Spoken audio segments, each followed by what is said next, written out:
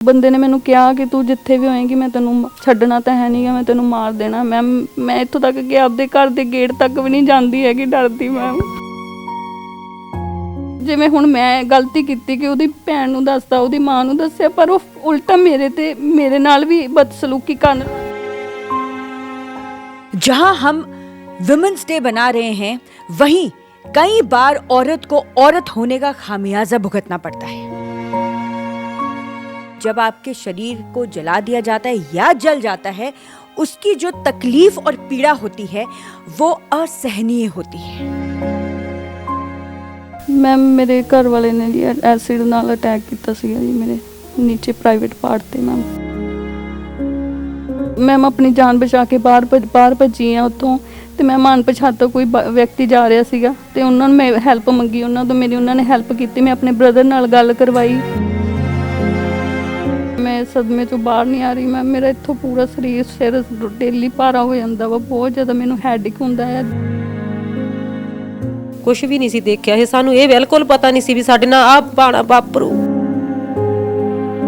बहुत अरमान सीगे जी, पर इदां कीता जी, ना खानी बचदी ना कुछ नहीं सीगा साडे बल्ले। बस जहां हम वुमेन्स डे बना रहे हैं, वहीं कई बार औरत को औरत होने का खामियाजा भुगतना पड़ता है।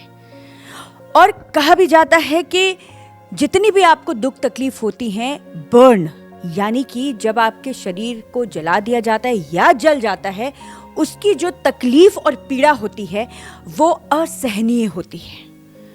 और समाज में जो लोग एसिड अटैक करते हैं, उनके लिए क्या सज़ा होनी चाहिए, यह तो हम आप भी डिसाइड करेंगे। लेकिन कानून है, कानून को इस बात को बहुत ध्यान से सोचना चाहिए कि जो किसी इंसान होकर दूसरे इंसान को इस हद तक नुकसान पहुंचाए कि उसकी चीखें तक निकल जाएं, ज़िंदगी बदल जाए, उसके साथ क्या होना चाहिए।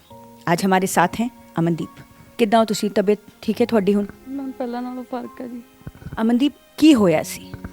मैम मेरे घर वाले ने जी एसिड नाल अटैक किया जी मेरे नीचे प्राइवेट पार्ट ते। मैम क्यों किता?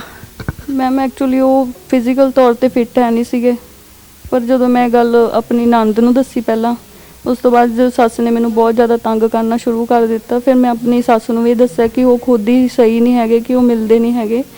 तो उस तो बाद उन्होंने जो उन्होंने पता लग्या कि मेरे बारे इदा इदा अपने घरदियां नूं दस रही आ, तो उदों मैनूं लड़ाई करनी शुरू करती, कुटमार करनी शुरू करती। तो जिस दिन मैम मैनूं लैके गए, वो बहुत ज़्यादा गुस्से दे विच सीगे। मेरे पेरेंट्स भी उत्थे नाल ही सीगे।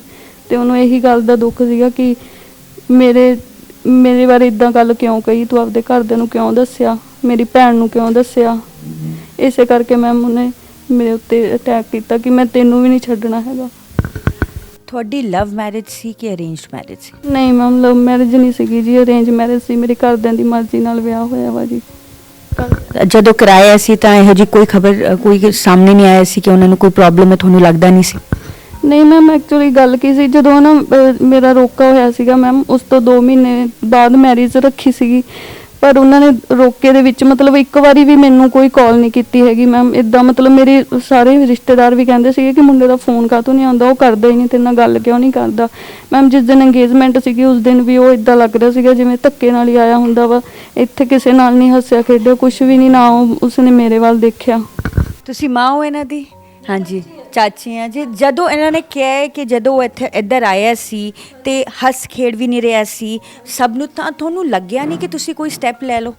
जी सानू कोई पता नहीं लग्या है किसी गल का भी। हाँ जी कोई पता नहीं लग्या सानू। ਤਾਂ ਹੁਣ ਤੁਸੀਂ ਮੈਨੂੰ ਇੱਕ ਗੱਲ ਦੱਸੋ, ਤੁਸੀਂ ਉਹਦੇ ਕੋਲ ਵਾਪਸ ਜਾਣਾ ਚਾਹੁੰਦੇ ਹੋ?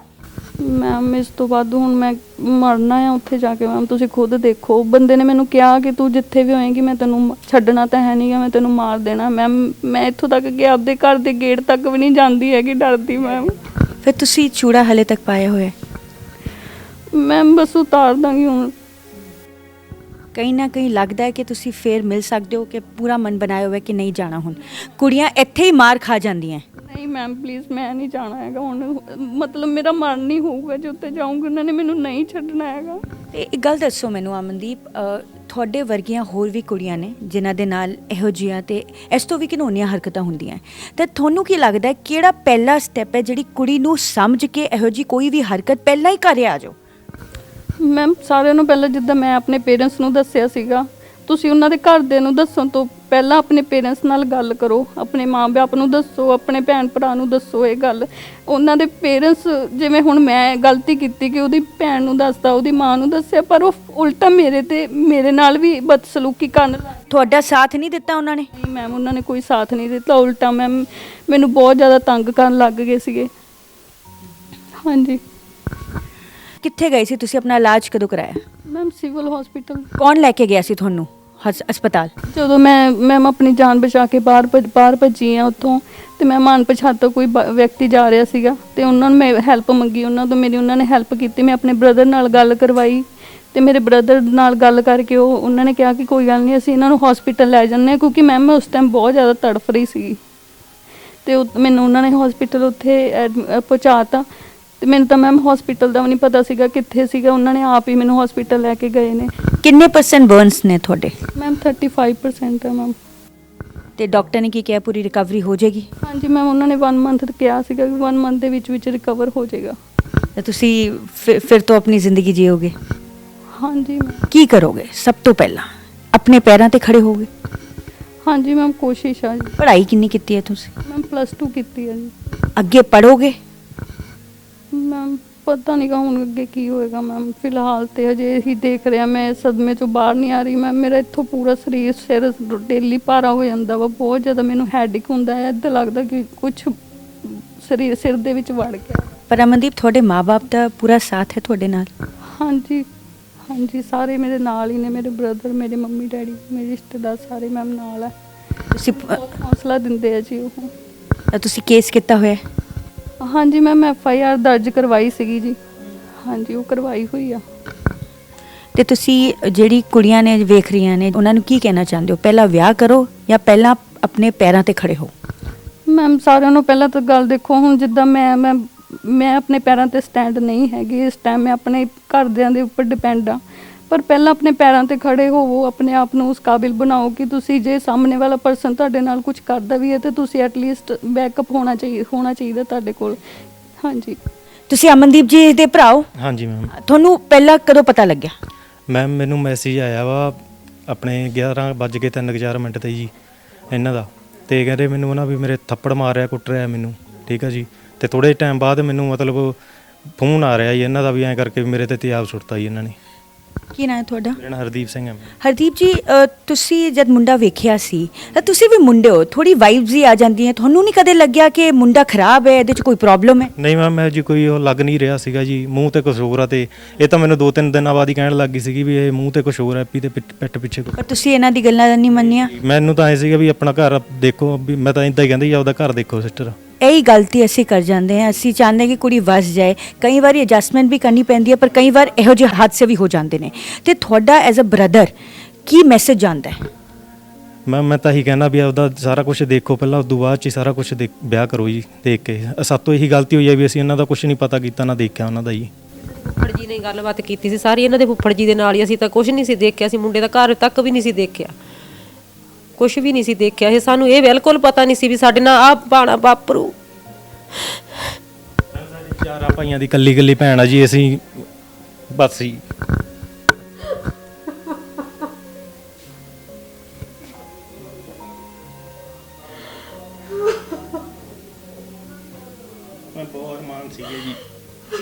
ਬਹੁਤ ਅਰਮਾਨ ਸੀਗੇ ਜੀ, ਪਰ ਇਦਾਂ ਕੀਤਾ ਜੀ, ਨਾ ਖਾਨੀ ਬਚਦੀ ਨਾ ਕੁਛ ਨਹੀਂ ਸੀਗਾ ਸਾਡੇ ਬੱਲੇ। ਬਸ ਮੈਮ ਅਸੀਂ ਕਰਜ਼ਾਈ ਹੋ ਗਏ ਆ ਇਸ ਟਾਈਮ ਜੀ, ਜਿਹੜਾ ਕੁਛ ਉਹਨਾਂ ਨੇ ਕਿਹਾ ਸਾਰਾ ਕੁਛ ਕੀਤਾ ਜੀ ਅਸੀਂ।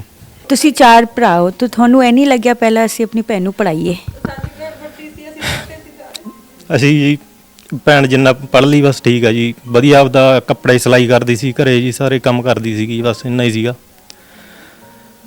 ਪਹਿਲਾਂ 2-4 ਰਿਸ਼ਤੇ ਦੇਖੇ ਸੀਗੇ ਜੀ, ਪਰ ਉਦੋਂ ਤਾਂ ਸਾਰਾ ਕੁਝ ਦੇਖ ਲਿਆ, ਪਰ ਇਸ ਵਾਰ ਪਤਾ ਨਹੀਂ ਕੀ ਹੋਇਆ ਵਾ, ਫੁੱਫੜ ਨੇ ਰਿਸ਼ਤਾ ਕਰਾਇਆ ਸੀਗਾ, ਬਸ ਉਹਨਾਂ ਦੇ ਹੀ ਸਾਰਾ ਕੁਝ ਛੱਡਤਾ ਸੀਗਾ ਵੀ ਤੁਸੀਂ ਦੇਖੋ ਤੁਹਾਡੀ ਧੀ ਆ। ਪਰ ਹੁਣ ਤੁਸੀਂ ਵੇਖੋ, ਪਰਮਾਤਮਾ ਦਾ ਸ਼ੁਕਰ ਹੈ ਉਹ ਠੀਕ ਹੈ ਤੇ ਅੱਗੇ ਵੀ ਠੀਕ ਹੋ ਜਾਣਗੇ। ਤੁਸੀਂ ਹੁਣ ਦੂਜਾ ਵਿਆਹ ਕਰਾਓਗੇ ਕਿ ਇਹਨਾਂ ਨੂੰ ਪੈਰਾਂ ਤੇ ਪਹਿਲਾਂ ਖੜਾ ਕਰੋਗੇ? ਪਹਿਲਾਂ ਹੀ ਆ ਪੈਰਾਂ ਤੇ ਹੀ ਖੜਾ ਹੋਊਗੀ ਜੀ, ਉਦੋਂ ਬਾਅਦ ਚ ਦੇਖਾਂਗੇ ਜਿਵੇਂ ਜਿੱਦਾਂ ਦੇ ਵੀ ਹਾਲਾਤ ਹੋਏ। ਹਾਂਜੀ ਇਹ ਸਾਰੇ ਭਾਈਆਂ ਤੋਂ ਵੱਡੀ ਆ, ਸਾਡੇ ਬੱਚੇ ਸਾਰੇ ਛੋਟੇ ਆ, ਸਾਨੂੰ ਇੰਨੀ ਹੈ ਨਹੀਂ ਅਸੀਂ